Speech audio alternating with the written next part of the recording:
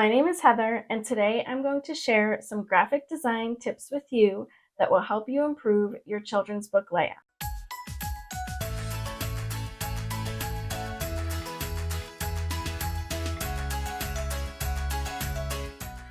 The tips I'm going to share with you are things that you might not notice outright when you look at a children's book, but subconsciously your brain does notice. You'll find that some layouts just look better than others, or look more professional or more visually appealing, but you're just not sure why. So today I'm going to share with you some tricks of the trade that will help you bring your children's book layout to the next level.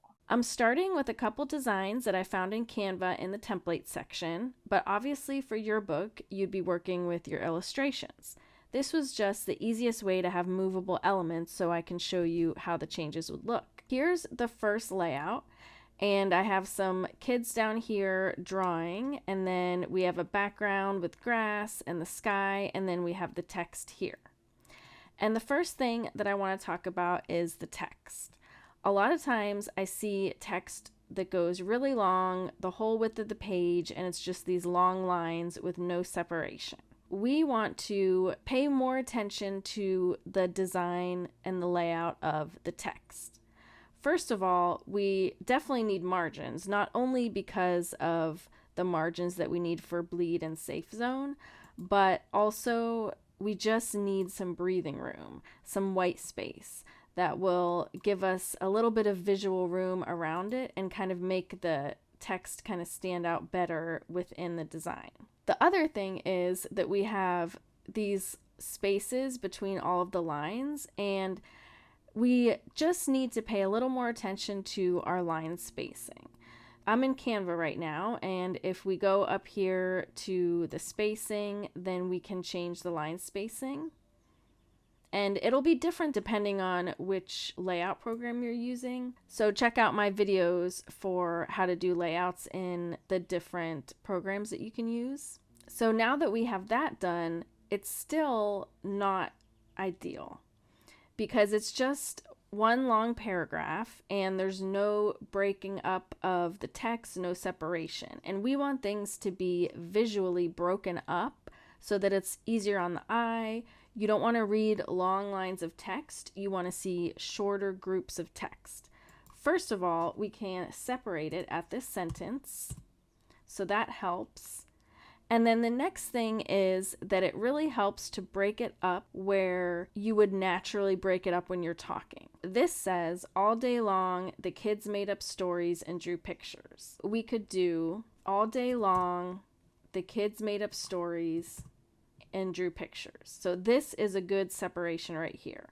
And then they found that being creative made them happy. So we could do, they found that being creative made them happy, because that's pretty much how you would naturally say it. Also, this background is very busy behind the text, but we're going to deal with that later. So just try not to think about that busy background right now with all the clouds and all that. I would definitely simplify the background. Like I would just have it be more of a solid color or like a very subtle gradient. But anyways, this is starting to look a lot better. The next thing is pay attention to the font that you're using. You don't want to just go with like a default font like Canva Sans or like Arial. You want to show that you put time into your children's book layout and that you took the time to find a font that would go with your illustration. And even if you see Arial and you say, oh, that's a great font to go with my illustration, still, like, people have been looking at Arial for years and years and they don't want to see it anymore. I'm tired of seeing it. You want to pick something different. Let's go to the fonts, and you can go down here. You could just browse through these fonts.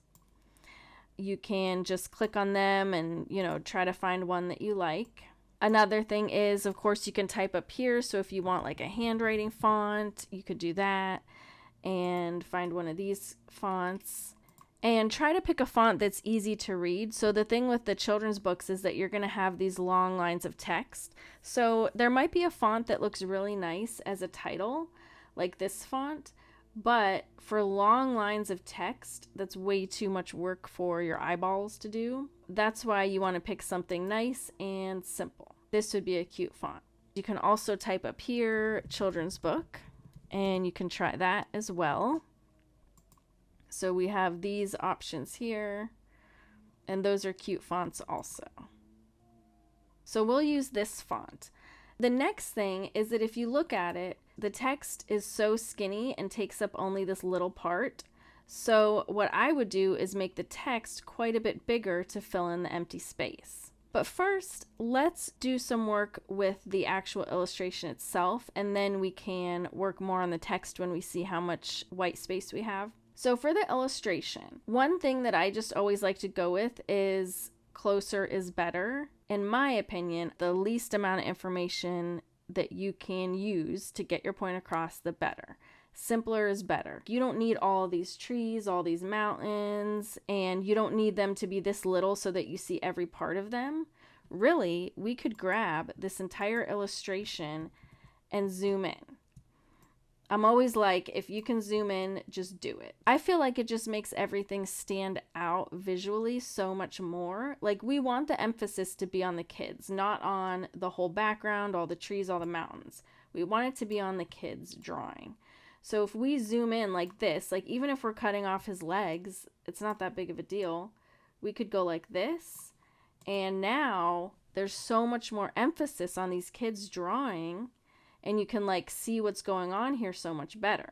And that's one thing that I definitely find in illustrations. Like, there will be a person standing there and it'll have their whole body, and I would rather just zoom in and show like their torso and their head, because what you should be focusing on is right there front and center. We definitely want to make this text bigger. And actually, I would probably even move the background down a little bit, because I would want to make the text bigger, but we don't want to overlapping all these bushes and stuff. That's going to be too busy. So what we could do is bring the background down, and then look, we'll have all this room for the text, and we can make the text bigger, because that way we'll have this stuff standing out a lot more. If we do that and then make the rest of this blue, which I'm just going to quickly do that with a square. Hopefully you're doing this before you come up with your illustrations, but if not, you can make these adjustments to your illustrations in whatever program you drew them in, or you could also change it in Photoshop or something like that. Now, it's a lot simpler behind the text. It's a lot easier to read the text, but the text is very tiny, and we don't want it to be that tiny because it just looks like it's not taking up the space as much as it should. I'm going to click on this and just make the font bigger. And that's pretty good, I think. Now, also, we want to look at the margins in the white space. And that doesn't just mean the margins that go around the page. It's the margins around other things also. One of the things is look at the margins around the text. So we have some space up here, and we have even margins on the left and right, which is good. But the margins underneath the text is pretty much non-existent. It already starts overlapping the background here. And I would rather have a little bit of extra space under the text so that it doesn't overlap these like bushes back here, because then we'd have even margins on the top and bottom. And remember, pay attention to your line spacing. I do feel like this is a little bit excessive for the line spacing, so let's just bring it down a little bit, and you'll kind of get a feel for what you like for line spacing as you go along. So I feel like this is a little bit better, and it gives a little bit of extra margin, a little extra breathing room underneath.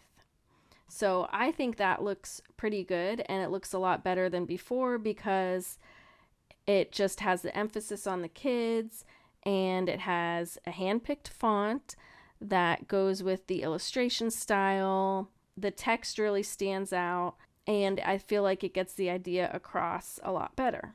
Here is another illustration, and for this one we have Tommy played the drums with his new friends and they made music all day long.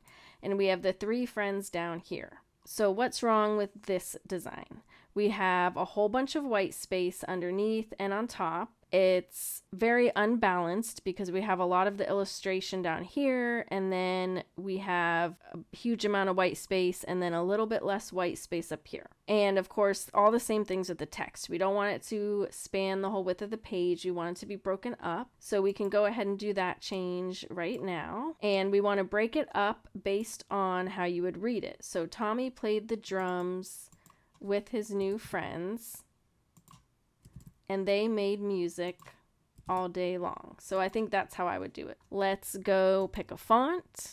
I found this font. This is a really cute looking font. And as you can see, the text is really small. So let's go ahead and make it bigger. Let's mess around with the layout a bit here.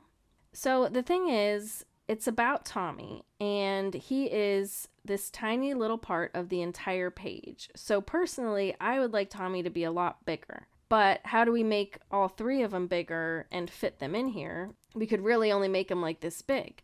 But we could have those other two guys in the background, and we can make him even bigger. So what if we went like this, and we had him actually this big, and then we have these guys in the background. And let's bring these things up here. We could probably do something like that. And also, I would even suggest maybe having him so it's just his torso. We don't need his legs there. What if we went like this and he came up on the page like that? I think that would look pretty neat. And then we could have these guys in the background. But one thing that you do have to pay attention to is your silhouette. So if we do this, then this is all this big jumbled mess. And you can't really tell these people from him. It kind of all just blends together. And then we have the tree here. The clouds, we'll kind of figure out what to do with those. I'm just going to like set them over here. The first thing we can do is that the things in the background should be lighter. So I'm going to take this tree and I'm just going to bring the transparency down a little bit. But if you were doing this like in your illustration program, you would just want to use some lighter and more desaturated colors. Let's try making him a little bit smaller, maybe like this, but still in the front so that he stands out. We can have these guys back here, and let's make them a little bit smaller even since they're in the background. That way they don't look like a big jumbled mess because there is space between them. He does stand out a lot more in the front because it's more like zoomed in on him. And then we could use the text to kind of take up the extra white space here. For the text, we could put it up here, but then we have this big margin down here and less margin up there. So if we move it down, then we have kind of similar margin up here versus down here. And it looks much more visually balanced. The other thing is, let's say we didn't have this cloud here and we just had the tree. Now it looks off balance because it's empty right here and we have this tree here. So we want it to be visually balanced so your eye isn't just like hanging like what's happening over here. And that's why it's a good idea to have the cloud here. You could put it here, but then you have a bunch of white space up here. So I would maybe put it like up at the top, kind of like that. And then you have the upper left and the bottom right of the text, and they kind of balance each other out. I would maybe even bring it kind of like that. So that feels pretty balanced to me. And there's other options that you could do, like maybe you could have him up here and then have these two here because they're like less important because the story's about Tommy. And then you could make him bigger. And you could even have him cut off a little bit. I mean, you know, that's not a big deal. And then that way these guys are smaller in the background here, and then you have him big. And then of course you'd want to move the text, so maybe like this.